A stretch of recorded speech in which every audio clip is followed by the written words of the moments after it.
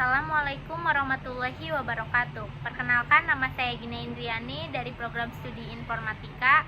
Di sini saya akan mempresentasikan karya tulis ilmiah saya dengan judul Sumber Ajaran Islam sebagai Penilaian UAS Bahasa Indonesia. Sumber ajaran Islam terbagi menjadi 4. Yang pertama ada Al-Quran, yang kedua ada Sunnah atau hadis, yang ketiga ada Ijma, dan yang keempat ada Qiyas. Kita mulai dari pembahasan yang pertama, yaitu Al-Quran. Al-Quran menurut bahasa yang berarti bacaan, sedangkan menurut istilah yaitu wahyu Allah Subhanahu wa taala yang diturunkan kepada Nabi Muhammad SAW melalui malaikat Jibril dan disampaikan kepada kita semua selaku umatnya. Al-Quran memiliki ciri-ciri yang pertama yaitu penulisannya dalam bahasa Arab, yang kedua terjaga dari perubahan, dan yang keempat yaitu terbagi ke dalam surat dan ayat. Fungsi Al-Quran yang pertama ada Al-Huda sebagai petunjuk kehidupan manusia. Yang kedua ada Al-Furqan sebagai pembeda dari kitab-kitab sebelumnya. Yang ketiga ada Asy-Syifa sebagai obat. Yang keempat ada Al-Mau'izah, yaitu sebagai nasihat. Isi kandungan Al-Quran ada 5. Yang pertama yaitu tentang akidah tauhid, yang kedua tentang janji dan ancaman, yang ketiga tentang ibadah, yang keempat tentang bagaimana cara mencapai kebahagiaan, dan yang kelima yaitu tentang sejarah umat di masa lalu.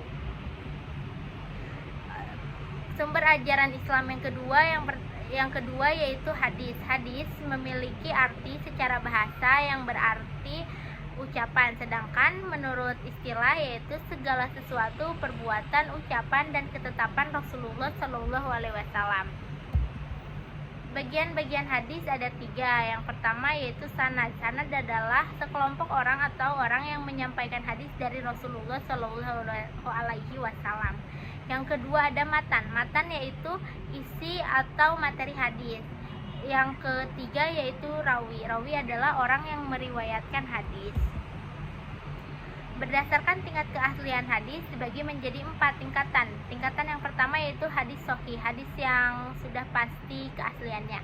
Yang kedua ada hadis hasan. Hadis hasan ini hadis yang bersambung. Yang ketiga ada hadis dhaif. Hadis dhaif ini hadis yang lemah. Yang keempat ada hadis maudlu, hadis yang dianggap palsu atau buatan. Fungsi hadis atau Al-Quran yang pertama menjelaskan ayat Al-Quran yang bersifat umum, yang kedua memperkuat pernyataan yang ada dalam Al-Quran, yang ketiga menerangkan maksud dan tujuan yang ada dalam Al-Quran, yang keempat menetapkan hukum yang baru yang tidak terdapat dalam Al-Quran. Selanjutnya sumber ajaran Islam yang ketiga yaitu Ijma. Ijma memiliki arti bermaksud dan berniat, yang berarti kesepakatan terhadap sesuatu. Landasan sanad ijma yaitu keabsahannya, para ulama fikih itu bersepakat atas keabsahan Al-Quran dan Sunnah sebagai landasan dari ijma. Proses terbentuknya ijma ada 5. Yang pertama identifikasi masalah, yang kedua ada kajian dan analisis, yang ketiga ada diskusi dan debat, yang keempat ada konsensus, dan yang kelima ada pengumuman. Sumber ajaran Islam yang keempat atau terakhir yaitu Qiyas. Pengertian Qiyas secara bahasa adalah menggabungkan atau menyampaikan. Sedangkan menurut istilah, Qiyas berarti menyampaikan sesuatu yang tidak ada nas hukumnya dalam sesuatu yang ada nas hukumnya, karena ada persamaan ilat hukum. Mungkin cukup sekian presentasi dari saya. Terima kasih semuanya atas perhatiannya. Mohon maaf apabila ada kata-kata yang salah atau ucapan yang salah. Terima kasih semuanya. Wassalamualaikum warahmatullahi wabarakatuh.